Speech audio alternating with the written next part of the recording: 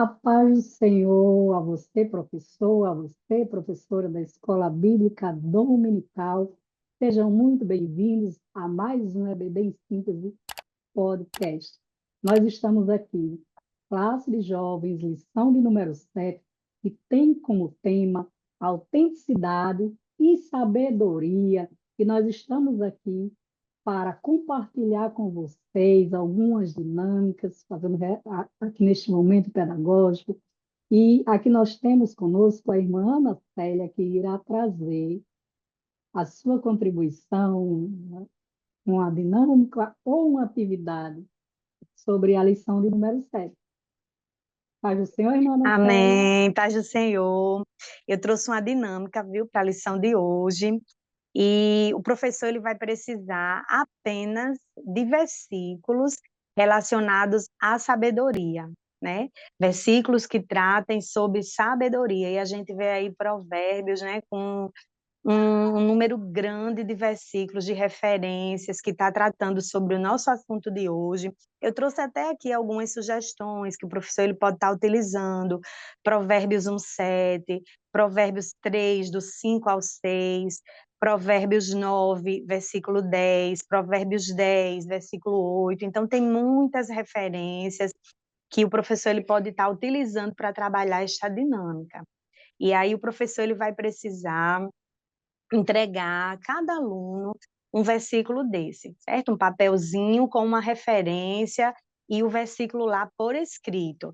E aí, quando os alunos retirarem, cada um retirar um versículo, o professor ele vai pedir que eles abram esse versículo, leia para toda a turma e explique com as suas palavras o que ele entendeu sobre aquele versículo, né? O versículo ele tem que trabalhar sobre temas relacionados à sabedoria.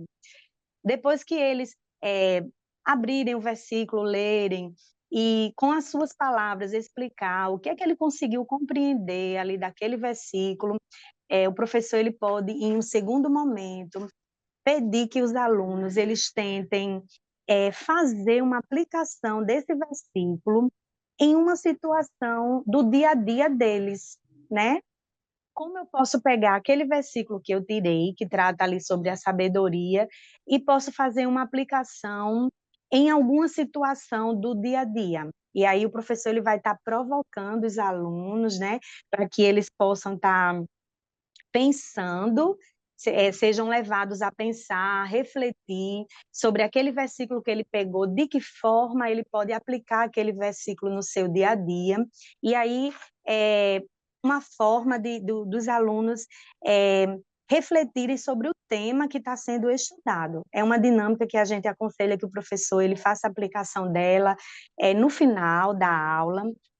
Se de repente o professor ele tiver uma turma grande e ele achar que vai levar muito tempo, se cada aluno pegar um versículo, ele pode estabelecer uma quantidade X de pessoas para estar trabalhando essa dinâmica, certo? Mas o objetivo dela é esse, é levar o aluno a pensar sobre a sabedoria e fazer a aplicação desse pensamento em alguma situação do dia a dia.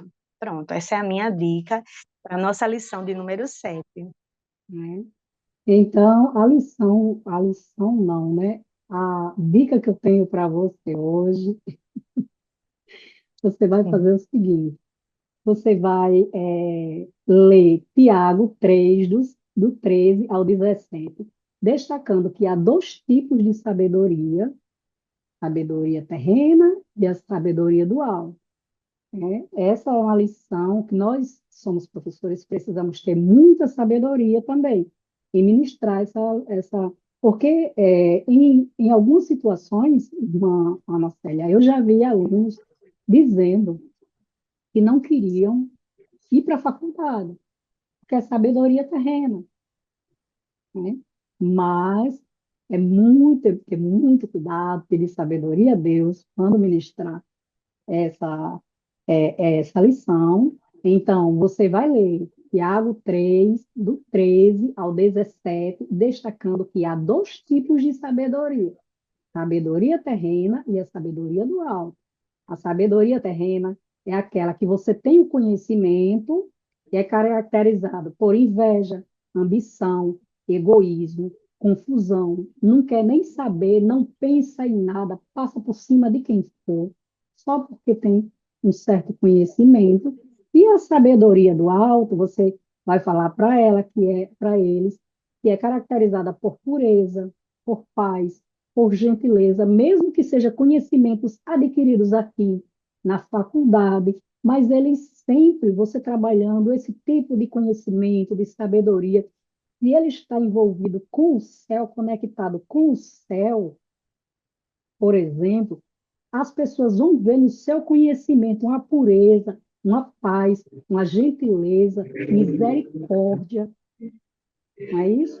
No seu trabalho as pessoas vão ver isso, e assim o Senhor te abençoa, porque você trabalha o seu conhecimento com sabedoria do alto. Mas a sabedoria terrena, as pessoas trabalham a sabedoria com inveja, com egoísmo. Isso aí é saber diferença. Então você explica a diferença entre sabedoria do alto e sabedoria terrena. Depois você divide a sua turma em dois grupos. Um vai para o lado direito, outro vai para o lado esquerdo. Aí você vai dizer, olha, para você não dizer você vai representar a sabedoria terrena e você vai representar você, pega dois papelzinhos, escreve e manda eles tirarem. Quem for a terrena vai ser fica, por exemplo, do lado esquerdo, sabedoria terrena. Do outro lado fica a sabedoria do alto. Aí eles vão fazer o seguinte: cada um vai citar frases para convencer o outro a querer ficar do seu lado. Você está entendendo?